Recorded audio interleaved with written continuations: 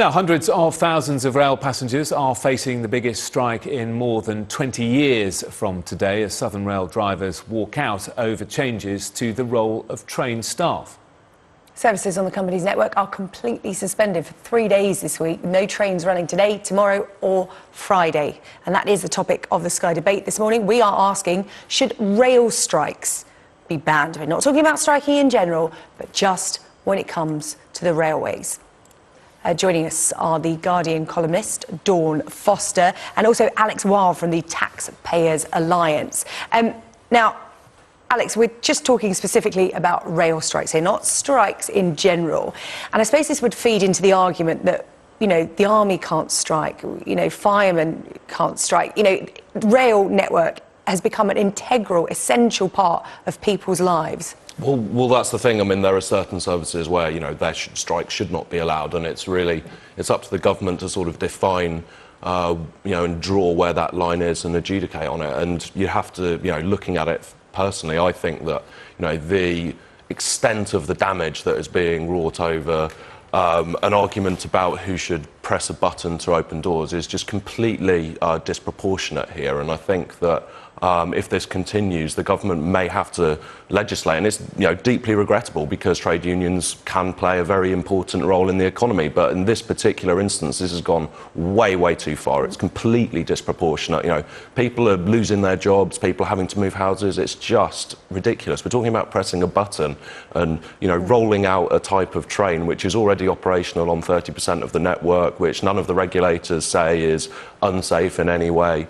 You know, if these people had their way, we wouldn't have had the industrial revolution. So you would support a ban? I mean, we heard Chris Grayling, the Transport Secretary, earlier here on Sunrise saying he wouldn't rule it out. He's exploring options. I'm not privy to all of the negotiations. That should be an absolute last resort, but it should be, you know, it should be an option, yes. Dawn, Alex has got a really good point here, hasn't he? Basically, 300,000 people are being held to ransom by a tiny number of people who work for the railways. They are, but it's costing tens of millions of pounds to the economy, isn't it, as every day? Yes, it is, but at any point, Chris Grayling, ministers and the train bosses could have stepped in and stopped this, but they haven't. This has been going on for months on end now. I've got lots of friends who live on these routes, and all of them say that even when the trains aren't striking, the service is appalling because money hasn't been put in. The privatisation of rail. Money in now, and they're going on strike. They're trying to improve the trains, and now they're going on strike, though. No, they aren't trying to improve the trains at all. All they're trying to do is try and deride their jobs. I think it's quite poor for you to actually say that it's about pressing a button. Actually, being a train driver involves a huge amount of skill, and people are instead being told that they can be phased out. It's about passenger safety. I think we all deserve the right to be safe. But other train lines operate in this system, in this driver-operated only system, and their safety record is perfectly fine. Yeah, I mean, if it's so dangerous, none of them work in metropolitan boroughs that are quite as busy as London. London is a very, very unique city. It's very, very busy. What about the tube? Yeah, well, yet again, we have problems with the tube where people want to bring in driverless trains on the tube. Again, there are concerns about passenger safety, but, you know, for exactly that reason, and that's why they're striking. The idea that the Rail Drivers Union is there to represent the interests of the passengers is just completely ridiculous. Well, they're also passengers. You know, train drivers commute. It's quite clear. Now, I'm not sure Southern are saying. You know, Southern are saying that there's not going to be any job losses. Maybe that's going to... I don't know what their plans are. But it does seem their to me plans are that job losses. They have told them this. So they've said the opposite. But, you know, I don't actually think that's either here nor there as far as I'm concerned. You know, this is about blocking progress. These are on the continent. These trains are commonplace. They're common on 30% of the network uses these trains, and if they are so incredibly dangerous, then you know, ASLEF and the RMT should be insisting that their members don't go to work on those as well. I mean, why is that not happening? Because we, in the UK, unlike in the rest of the continent, we have completely privatised rail. It's not completely privatised, though, is it? I mean, well, Chris Grayling said he wants it to be. Well, I mean, part of the problem is we haven't had the level of investment we need in order to make it as safe as possible. We have a very fragmented rail system. We have a very fragmented system. We have a very fragmented system. It's very out of date. So in order to actually bring it into standards, we need it to be modernised, and part of that involves actually valuing workers. So, you know, the people who are on strike are also commuters, or they're also investing in new workers. trains as well, And I think saying that we should ban people from striking is denying them the Some opportunity. strikes have got loads of public sympathy, like the junior Doctors, doctors. etc. This strike will not, because the service is already so poor. You'll make people's lives a misery because people will jump in their cars. It Other isn't people, poor because even of people train who don't drivers, travel it's on the poor because trains, of will be Southern. impacted by these strikes. So how can they Because justify or expect that people will have because sympathy? the train service isn't poor because of drivers. There's nothing that the drivers are doing to make the service poor. It's because Southern haven't put the money in. So most people I know who are affected by this blame Southern. They blame Chris Grayling. They blame all of the people who haven't put the money in, who have made the service poor in the first place. And I think they all accept that you can't have a better service without putting more money in. But they are trying to put more money in, and only now at the very This end is the to try and problem. stop the strike. Whereas the strike has happened because they refuse to. There is certainly a political element to this, isn't there? Because the unions have also threatened to, you know, potentially 10 years of industrial action. And that is quite threatening language, isn't it? When you would hope that they are talking more about conciliation, sitting down with Southern and talking. Well, they've tried to for ages. I mean, the thing is, you know, people talk about the unions as if it's a handful of bosses, when actually it's a huge number of workers, especially in the trains, etc. They have tried to sit down. Chris Grayling came out and said that he was refusing to sit down with them. Well, Chris Grayling said today that the unions failed to turn up to the talks. Well, no, Chris Grayling did go to a lot of talks with them, but then he said that he didn't see the point in getting involved because he didn't want to politicise it. And then he came out and reported, you know, notes from a private meeting. So Chris Grayling has already put his cards on the table and said he doesn't value the unions. So why should they sit down with him when he's already shown he can't be trusted and doesn't see any value to debating with them? Well, I think it's, you know, I mean, you might not like the guy, but I mean, be fair to the bloke, he's only been in the job for a few months. This is it's not actually a conventional franchise, it's a management contract. Part of the management contract is the government tells Southern, we want you to roll out these trains. They're trying to uphold their end of the contract, and well, they're not upholding the bit, according to commuters on social media today, they're not upholding their end of the bargain, which fundamentally is to get people from A to B on a daily basis. Yeah, and if they're failing in that, then forget strike action. You know, if they are failing to do that, and there's proof that someone else could do a better job of it, which I'm not sure, maybe there is, then the government should look at you know, potentially removing or revoking TfL looked into it and the government blocked it.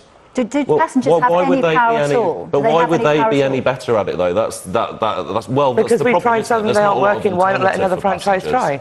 The passengers, I mean, they've pretty much got passengers over a barrel, so they can go on strike whenever they want. They are wielding disproportionate damage because they have a monopoly on this, and they can hold people to ransom in this way. And that's why, in my opinion, this strike is completely wrong. And the government, I think, is essentially failing here, because there needs to be some kind of resolution to this, and it may well regrettably end up with you know, a no strike legislation on particular services. I mean, it's rare. I do agree with you, the government is failing here, so. Dawn, the nature of strike action is to create disruption in order to draw attention to whatever cause people are striking for. Another one that's been mentioned on the front page of one of the papers today, I think it was the Telegraph. Post office, the post office strikers threatening to go out for 5 days over Christmas, which potentially could ruin people's Christmas. We're talking about presents not arriving, people not being able to get in touch with loved ones. So people will read that this morning and say, well, again, they're holding us to ransom. There'll be very little sympathy, perhaps. Well, this is the point. I mean, the reason you go on strike is to show exactly how valuable your labour is. So the only way to do that is to withhold it. And obviously, at Christmas time, this is the best time to do it, to show exactly, you know. But strikes are always a last resort. People threaten to strike at the moment at which it is most important for them to work, in order to show that and in order to get bosses to actually come to the table and discuss that. I mean, there isn't any other way around it. That's why you strike. Doctors strike to show exactly how important they are.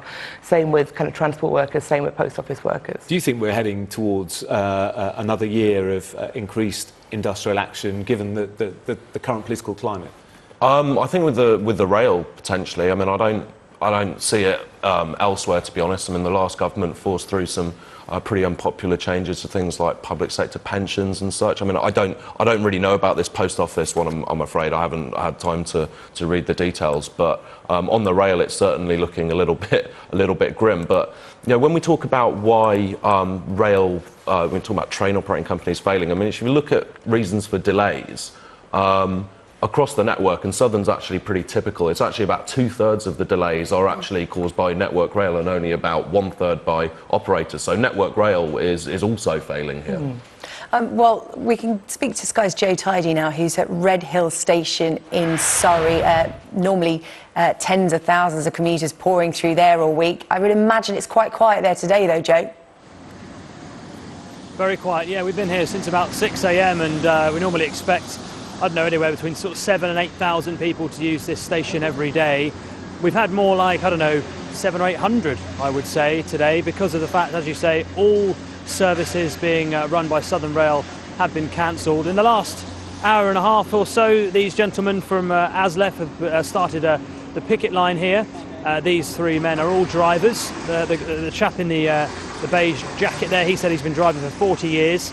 I tried to speak to them on camera, but they said that they'd get themselves into trouble and they could possibly lose their jobs. So I'll paraphrase what they said. Their argument is that it's not just about who opens and closes the doors on the trains, which is the argument that's been sort of oversimplified in the last few months. What they're saying is it's about safety in general. The trains they're now operating are not like they used to be. They are anywhere between 8 and 12 carriages long. They're too long. The equipment they've got on board in order to see all around the trains is out of date and needs major reinvestment to make it safe. They are not happy with the idea of being on their own on the trains, in charge of potentially hundreds of passengers' safety. The Southern Rail, as you say, they will argue that this is already being done on a third of the network. This is not something that's unsafe. And meanwhile, the government have said that it's up to both sides to come together to talk about it, but the government seems to be leaning towards Southern Rail's argument, saying this is a completely unnecessary strike. OK, Joe, thanks very much. And thank you too to Alex Wilde from the Taypayers Alliance and Dawn Webster from The Guardian. We shall see how this debate progresses in coming days. Thanks for coming in.